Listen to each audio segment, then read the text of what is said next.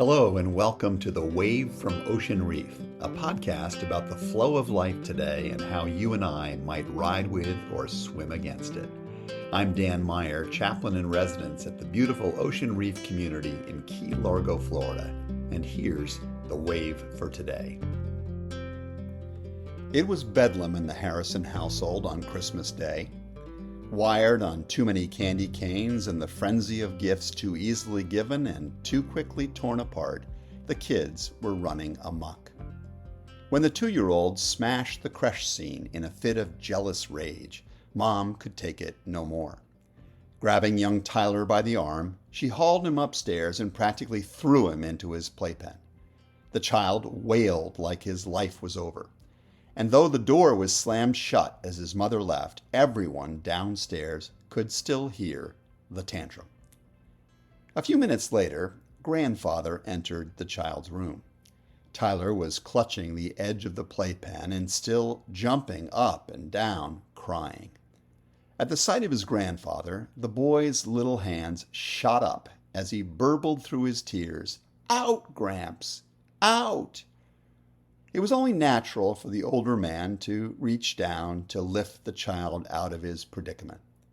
As he moved to do so, however, the voice of his daughter snapped from behind. "No, Dad, that's not helpful.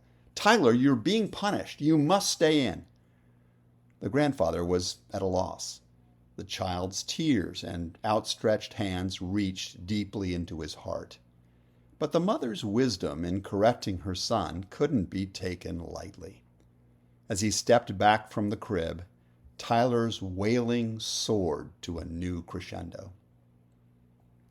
Collecting herself in the kitchen a moment later, Mom returned to the living room, shaking her head in exasperation. It was then that she noticed that the noise from above had stopped. "I don't believe it," she said. Quickly mounting the staircase, she burst through the bedroom door, her mouth already moving to berate her father for stopping the lesson before its work was done. But what she saw simply made her stand in shock. Grandpa had not removed the child from the playpen. He had climbed into the pen with him. Do you think perhaps Mary grasped the staggering descent at the heart of Christmas? Did it occur to her as she gazed into those quietly blinking eyes and touched that puckered mouth, that this tiny, helpless infant in her arms was actually the most enormous presence and the greatest power in the universe?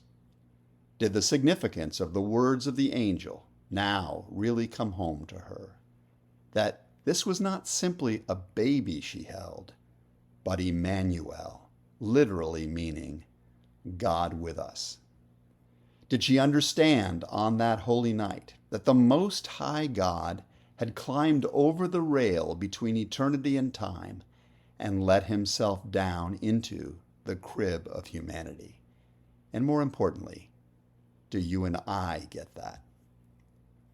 What does it mean that God entered the crib of human flesh and life? Well, first it means that God understands everything about the confines of human life that limit and stress us. He knows the fatigue and the aches that you feel at the end of a trying day. He has hit his thumb with a hammer, and he's suffered with a cold. God knows what it is to be hungry, to thirst, to have a headache. He understands what it's like to feel pulled in a dozen different directions by clamoring people and to not want to watch the news. God has felt the terror of his body giving out and shuddering under the cold, creeping shadow of death. That God came into the crib with us also means that God knows what it's like to endure the consequences of human moral failure. He has felt what it is to live with angry or insensitive people. He gets what it's like to be criticized and maligned and misunderstood. He knows the pull of temptation you feel and the agony of hard choices. He understands loneliness and the pain of separation from those you love, or rejection by those whose love you want. He can be with you, and He can be with me in these things, because He has been there Himself. And finally, Christmas means that God offers hope and help for us all. It's important to remember that while the one we honor during this season has come into our crib, He comes from way beyond it, from far above the rail. Like a cosmic grandparent, God has abilities we don't have in ourselves. He can counsel us through our present troubles and tantrums.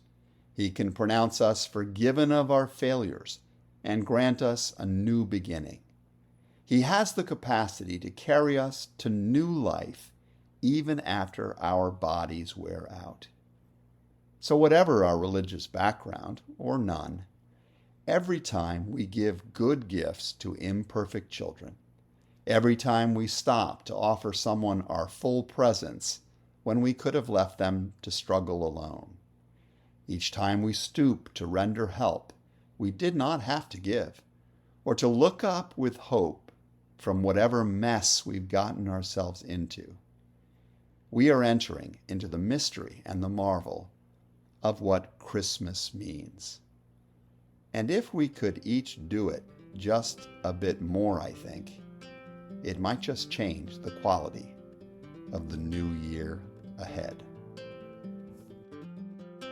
That's today's Wave from Ocean Reef. If you know of others who might appreciate this sort of content, I hope you'll pass it along or encourage them to find me on Spotify, Apple, or other podcast outlets. Until next time, I'm Dan Meyer, hoping that the flow of life is good for you.